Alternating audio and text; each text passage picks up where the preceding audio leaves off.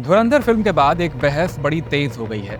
दरअसल फिल्म में एक सीन है जहां रॉ चीफ बने अजय सान्याल यानी कि आर माधवन इशारा करते हैं कि पाकिस्तान में भारत के नकली नोट छापने में भारत की सरकार से जुड़ा एक मंत्री और अधिकारी शामिल है। अब ये देखकर कुछ लोग इसे खतरनाक सच कह रहे हैं, तो वही कुछ लोगों का कहना है कि ये बस प्रोपेगेंडा है। अब सच्चाई क्या है? क्या सच में 2014 से पहले पाकिस्तान में जो नकली नोट छप रहे थे उसके पीछे कुछ भारतीय नेताओं का हाथ था? नोट छापने वाले कांड में आखिर किसने की है असली गद्दारी?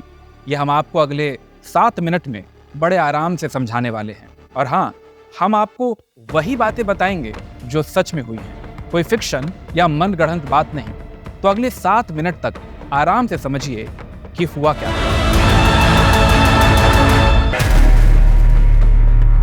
देखिए, सबसे पहले तो ये समझिए कि फिल्म में जो डेलारू कंपनी और भारतीय मंत्रियों अधिकारियों की मिलीभगत दिखाई गई है वो सिर्फ सिनेमैटिक लिबर्टी नहीं है, बल्कि एक ऐसी हकीकत है जिसकी जांच सीबीआई आज भी कर रही है। लेकिन इस मामले में शक की सुई किस किस पर है, ये हम आपको बताते हैं।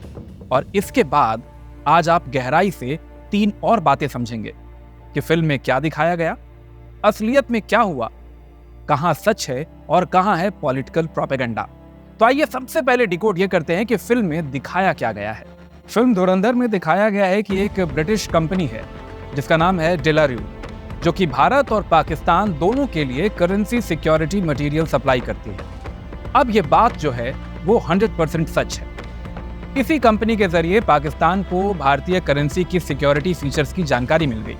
यूपीए सरकार के दौरान भारतीय मंत्रियों और ब्यूरोक्रेट्स ने इस डील को अप्रूव किया और इससे पाकिस्तान की आईएसआई को हाई क्वालिटी नकली नोट छापने में मदद मिली। तो आइए अब जानते हैं कि हकीकत क्या है। असल में 2014 से पहले क्या क्या हुआ था। देखिए, 2004 में डेलारू के साथ भारत के कॉन्ट्रैक्ट की शुरुआत तब हुई जब पहली बार यूपीए की सरकार बनी और पी चिदम्बरम इसके फाइनेंस मिनिस्टर बने। ये कॉन्ट्रैक्ट 5 साल के लिए था।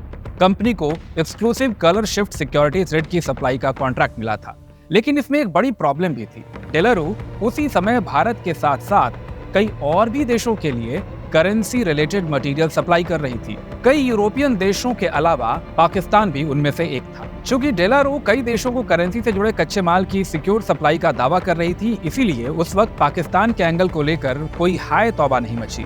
लेकिन बवाल मचा साल 2010 में। दरअसल इस साल डेलारू के क्वालिटी इशू सामने आए। कंपनी ने खुद कबूल किया कि उनके कर्मचारियों ने सिक्योरिटी पेपर की क्वालिटी फॉल्सिफाई की थी। प्रणब मुखर्जी तब फाइनेंस मिनिस्टर थे।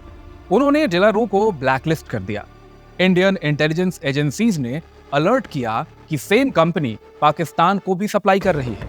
लेकिन 2012 में as a finance minister Chidambaram की वापसी होती है और कॉन्ट्रैक्ट का रिवाइवल हो जाता है। उस समय अरविंद मायाराम, जो कि जॉइंट सेक्रेटरी था, वो बाद में फाइनेंस सेक्रेटरी बना।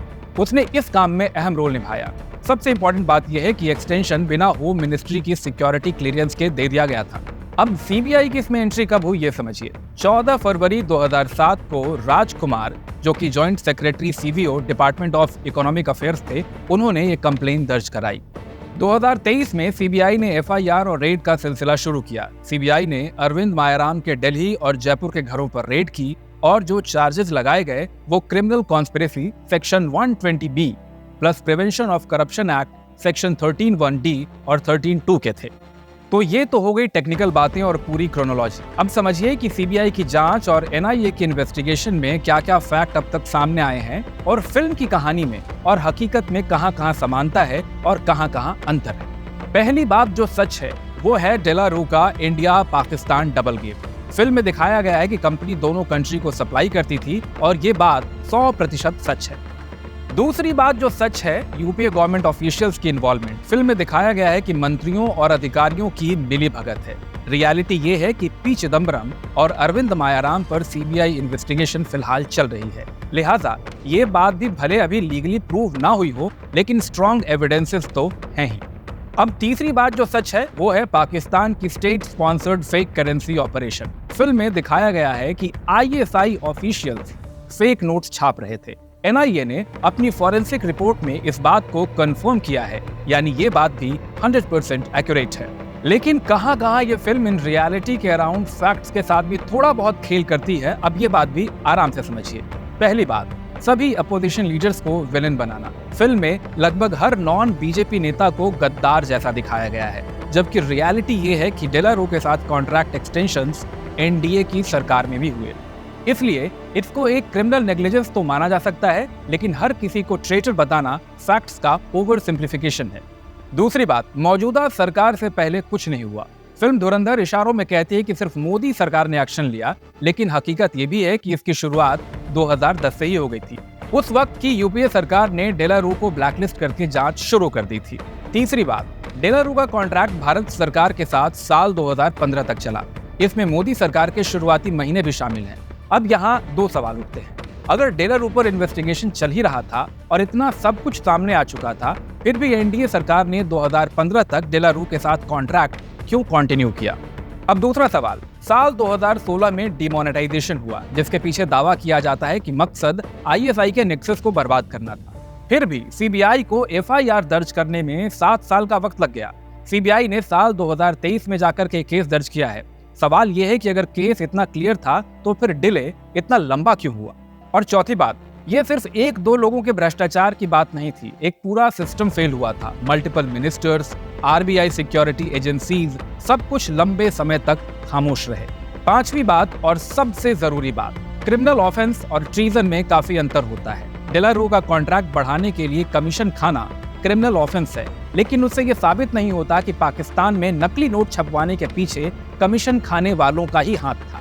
वैसे इस बात में कोई शक नहीं है कि धुरंधर एक इम्पोर्टेंट फिल्म है जो कि एक रियल थ्रेट को सामने लाती है। कोर स्टोरी सच्ची है और एविडेंसेस भी काफी स्ट्रॉन्ग है, लेकिन कहा जा रहा है कि इस सच को एक खास चश्मे से भी देखा जा रहा है। एक बात और याद रखना जरूरी है, सच हमेशा कॉम्प्लेक्स होता है, न कंप्लीटली ब्लैक और न ही कंप्लीटली व्हाइट। फिल्म ने एक साइड तो अच्छे तरीके से दिखाया है, लेकिन कंप्लीट पिक्चर के लिए हमें इंडिपेंडेंट रिसर्च और क्रिटिकल थिंकिंग की भी जरूरत है। आप क्या सोचते हैं इस मामले पर? अपनी वॉइस हमारे साथ कमेंट्स में शेयर जरूर कीजिए, क्योंकि यह इंडी वॉइस आपकी अपनी इंडिपेंडेंट आवाज।